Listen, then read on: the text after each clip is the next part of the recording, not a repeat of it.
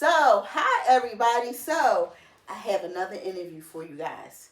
Philadelphia MC, hometown, and label owner. After a hiatus from the military, the pain, and even conversation with death, RuggAmore is back. Yes, ma'am. Ready to show the world what hip hop should always contain: unique artistry, messenger, and crafter, and masterful, high generating compositions that bring light through any darkness. This is Eric Wilson, better known as RuggAmore. Welcome. Hey, appreciate it. Thanks for having me. So we have some quick questions for you. We're not going to keep you long. I know you are very busy. I try, but I always got time, especially for somebody who's teaching the kids, making the world a little better. So let's make it happen. Nice. So let's talk about music first. Okay. What kind of music were you exposed to growing up? Growing up, I was exposed to all kinds of music. Hip hop, delphonics, like just various forms of music that just broadened my horizons. But when I started hearing, I have to give credit to Chubb Rock. I used to hear a sibling always playing stuff, dancing around, and the Chubster stuck in my head. It's like he's making everybody move, everybody dance. And then I heard Coogee rap and the Nas and stuff like that, Big Daddy Kane, which couldn't really listen to growing up because, it was a lot of misinterpretations about his style, what he was saying, but lyrically, the way he played with words, it just caught my attention, and I found that it was a different way for me to journal. Instead of just writing in a book, I could write songs and, make somebody else possibly feel what they going through, what I'm going through, and now we got a mesh and you can move forward. So That was it all started smooth with operator. Smooth operator, the Chubster.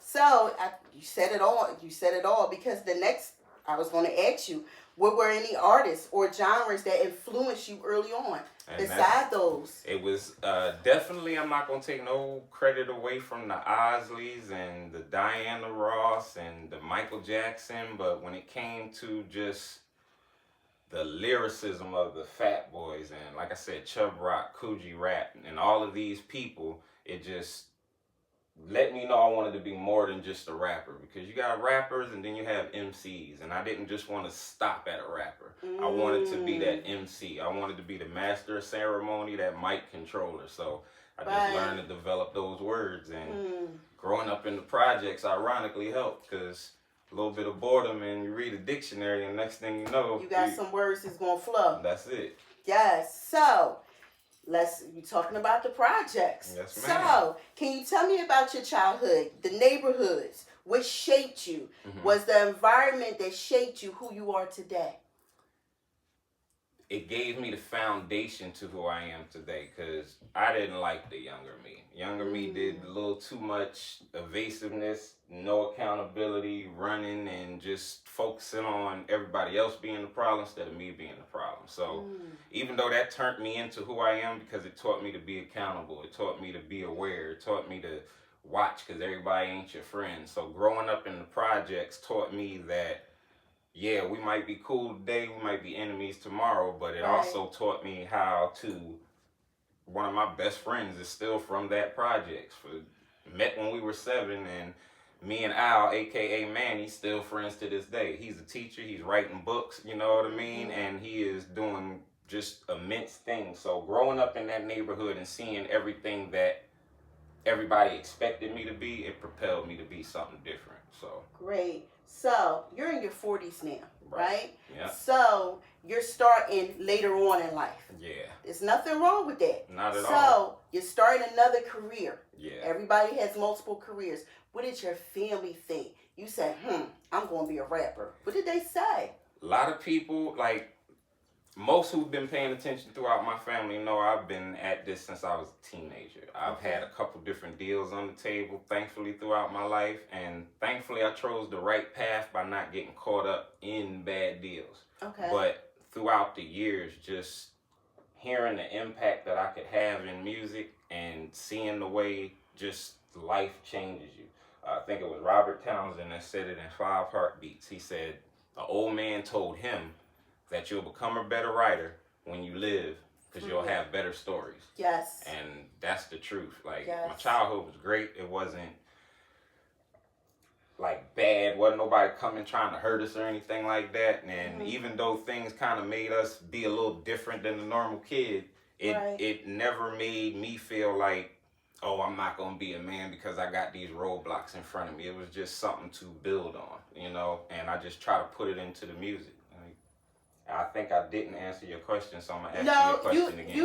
You answered it, and it's leading to another question. You really are. No, that's a good thing. Were there any experiences in your childhood with your challenges that influenced your stories that you rap about? Definitely. It's the lyrics. Stories are lyrics.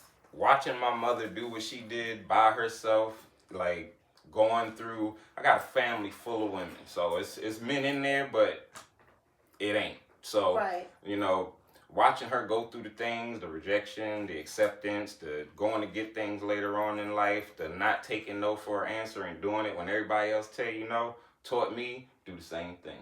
Right. Like, just because you said it or just because you didn't do it don't mean I can't, and don't mean I can't be good at it.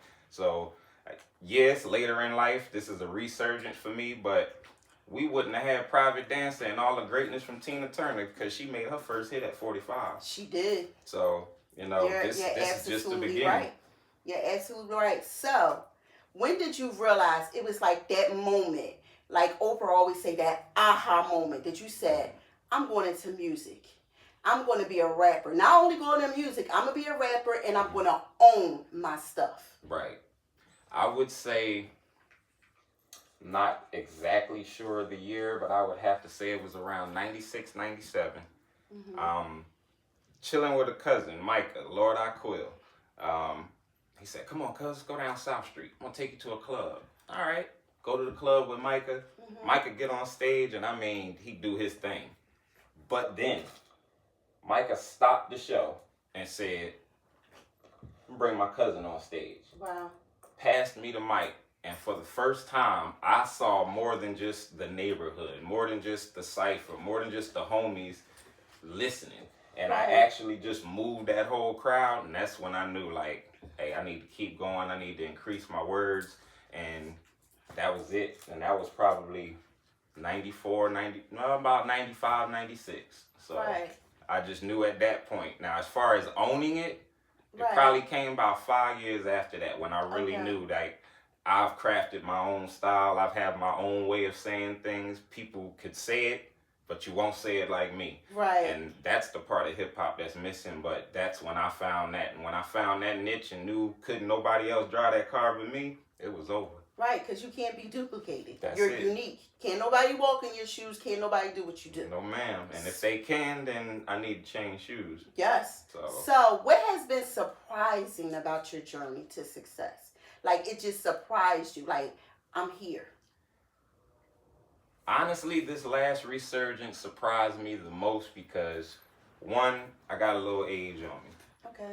But because of the truth in my stories, like the truth in my song, I'm not going to say stories because everything's factual. So the truth in my songs come from just, that's what makes it good. That's what keeps me going because I can tell you the truth and I can be content about it. Like, I can be happy about it knowing I told you, yeah, I'm a vet and I got sick or this and that happened. But it's okay because to put it down in the lyrical context that help you while it's helping me, it leads me to know I'm doing my job. That's what music is for. Like, a lot of people don't know the devil had one job. It was to wake up God with music. So just because he messed up his job don't mean I still can't wake you up with music. Nice. So how do you balance it though? Staying true to yourself, staying true to your roots without doing the crossovers, without trying to sing to your lyrics and do what everybody else is doing. Right. You stay to your roots. How do you do that without the record company saying, hey, you got to do it this way? It ain't about $1. It's about my voice being heard. You know, like $1's gonna come. I've been at this since I was 16, so we talking about 31 years of music. Like, and I can say consistently out of that 31 years, I've been playing for 20 of it on that music. So when you sit there and you take that and you know that, hey, this is what I can do. I can make a change. I don't have to be like nobody else. It don't matter what you say. You could down me all day. I guarantee you I'm in your playlist. Nice. So we talk about social media a lot and everything that's going on with social media. And you see a lot of streaming services. Has social media was one of the outlets that made you grow? It Yes. made your audience larger. Definitely. I mean, again, I've been at it a while, so the first two times that I had my excitement, social media wasn't big. It wasn't a big thing. Nobody wasn't, putting it. I think the biggest thing might have been MySpace. Okay. But now, somebody said, hey, man, put your stuff on TikTok. And literally from that day, man, I've got fans in Brazil, Germany, Nice. Switzerland, Russia, China, and hey, I got the receipt, so I promise you I won't be just saying it. I'm gonna show next teach at the end of this video. Like, there is so many people out there that want to hear something, but if you don't take time to delve into the social media because you think it's kiddie or you think it's for the younger people, Right. everything's for the younger people. So either you can conform and adapt, or you'll get left behind and lost. And that's not what we need. We need more old heads. We need more people out there talking to the youth. We need more truth in song, because talking about money, getting these little crazy deals, let's just be clear. Record deals are bad bank loans. If you can get a bad bank loan, you can take yourself to the bank and get a good one. So just keep that food for thought. Like that. So let's talk about creative process. Okay. So are we writing the lyrics first, or do we hear the beat and then we get that verse? A little of both. Sometimes Okay. you can have that concept in your head, but honestly, a lot of times I'm a blank slate. I hear a beat and all of a sudden it's like, okay. And I'll start those first couple of words, and I always tell people the ancestors take over after that, because a lot of times I know what I want to say, but I might not say it the right way, so I kind of just go blank and it comes out. So it's a combination of knowing what I want to say, but having the right beat and the right melody that I know complement me that can bring the words out. Nice, nice. So I want to know, 3 years, where do you see yourself? 3 years. 3 years, I see myself. Sorry, y'all, I'm hot and It's sweaty. okay. I just flew in, so y'all got to excuse me, brother. 3 years, I see myself sitting back with other artists, on the label, doing what they have to do, and I can kind of just sit back and be the guy that is on some features and stuff. Okay. But if not, then 3 years from now, I'm still going to be doing shows. I'll be in some movies 3 years from now. My music going to be in some movies, and I'm going to make sure my entire family that matters. And I don't care if you don't like how I said that. My entire family will not pay for a thing. Like, this ain't for me. This is for the longevity of my children, my nephews, my family, like, period. So me in 3 years will be 10 times better than what you see today, because I don't quit. Nice. So if you could collaborate with anybody, anybody, Okay. who would you collaborate with? Now, we're going to go 1 to 3. One One being that top collaboration. One being the top. I'm not just going to say it because of what's going on right now. Matter of fact, I'm going to save him for last. So I would say Nas. I would love to do something with Andre 3000. Nice. So I'm Nas is the top. Is Nas at the top?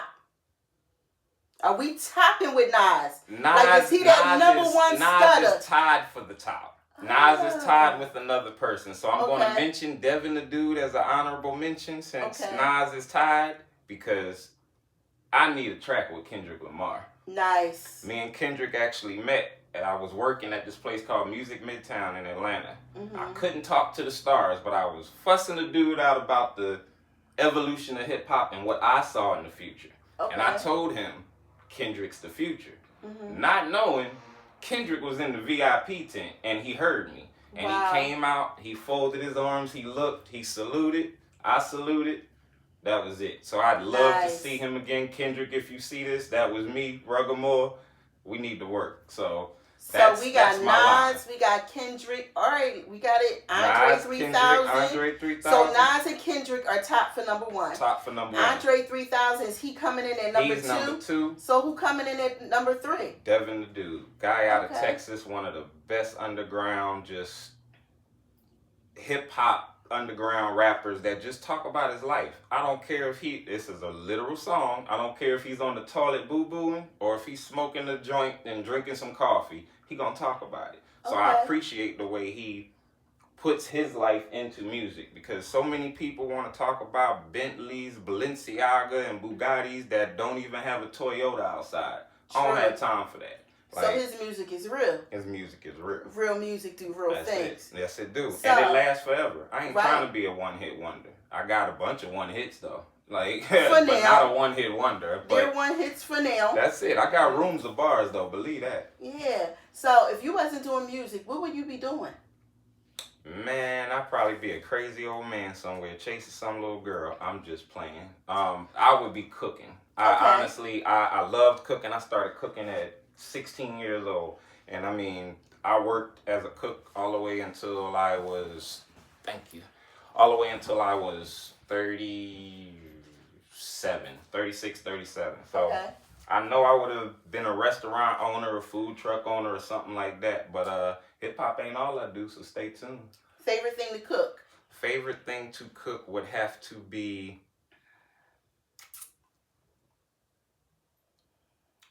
I, for myself, love to cook steak, but Okay. other people love when I cook whole chickens. Nice little roasted chickens called drunken chicken. So, maybe Okay. one day I'll do a video and show everybody, but you take you a Heineken, you season it up real good, put a little butter in the bottom, and that's it. About that much water if you need it. Okay. Let it roll for 2 hours, and I promise you it'll fall off the bone every time. So, Nice. So because this is Next Teach SDW, let's talk about some education. okay. Now, how would you describe your education experience in school growing up? Now, were you a good kid or did you have a different relationship with education? Completely different. I was a good kid for the most part, but when I felt like being bad, I was terrible. Okay. So, education, I didn't. Shout out to Mr. Suez or whoever his family is. Yes, it helped me remember something, because Okay. without Mr. Suez, I would have never knew I was dyslexic. I would have still had problems in school. Like, he literally stopped one day in class and just said, "Hey, you got it right in your head, but do it come out backwards?" And I said, Right. "Yeah." And ever since that day, he would pull me up on the board, just help me. And this is math class. And if you don't know, if you went to Southwark, Mr. Suez was the craziest thing in there next to Miss Seventh Mark. grade math. Great man, though, and he opened up the door to let me unlock my mind. So Okay. that was the turning point, because I could understand myself better. So that Right. was me going from a bad student into a good student. And 2 years later, I was on the honor roll, AB, Nice. for the first time in my life, Now, a little bit after that, I ended up leaving my high school, but that was because of the Board of Education. So, I did graduate from Job Corps with my GED, and I have been to college. So don't let one monkey stop your show.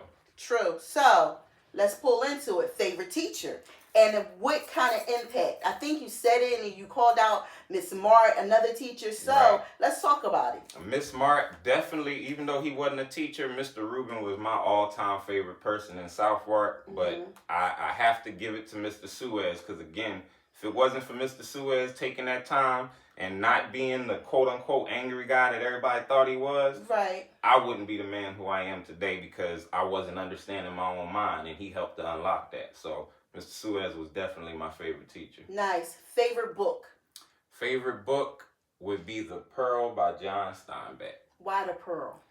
The Pearl was a story about a little kid kind of carrying on the family tradition with sea diving, looking for pearls and stuff like that. And I just loved the way he took words, not your average words, but just words that help envelop the story to the point you forgot you were reading a book. There's not a tons of pictures of in the pearl or anything like that. There's a few, but the way John Steinbeck wrote that book, you can visualize every portion of it. And that is also something that made me say, hey, if I write a story, this is what I want it to sound like. So Nice. it was a very, very good book.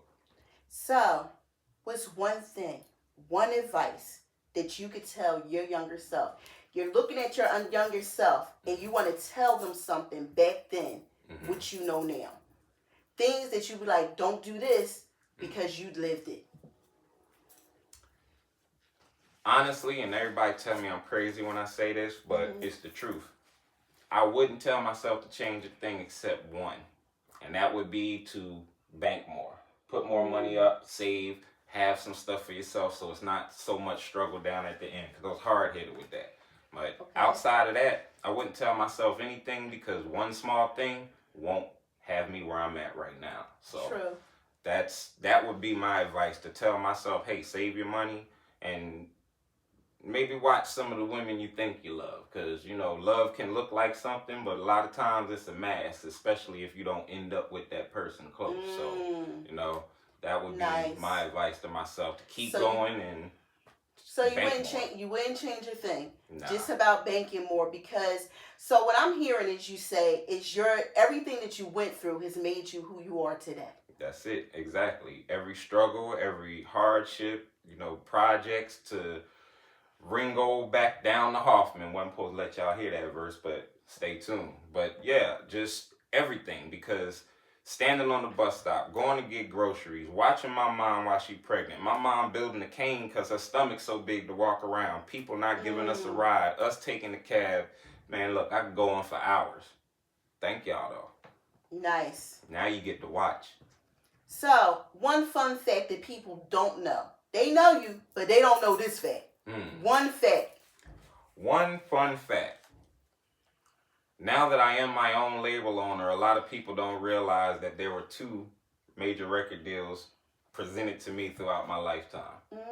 And I have been in some places people will not believe. But yes, I have had 2 major labels present deals to me. Rough House turning into Rough Riders and Def Jam at one time. So a lot of people don't know that. They think it's just a hobby and stuff, especially since I took time off once I got sick. But a lot of people don't know that, and some things that are coming, but we're going to say that for later. Nice. So I'm very honored to have you with here with me today. It's my honor as well. So here's a fun fact, you guys, that you don't know. This is my little brother. I'm his big sister, right? So I watched him grow. And this is a prime example, is that even though you're in the darkness, there is light at the end of the tunnel. Thank you for coming. So I got some swag for you. Uh-oh. I heard you talk about the pearl. Uh-huh. So I wanted you to have the pearl. Oh, wow.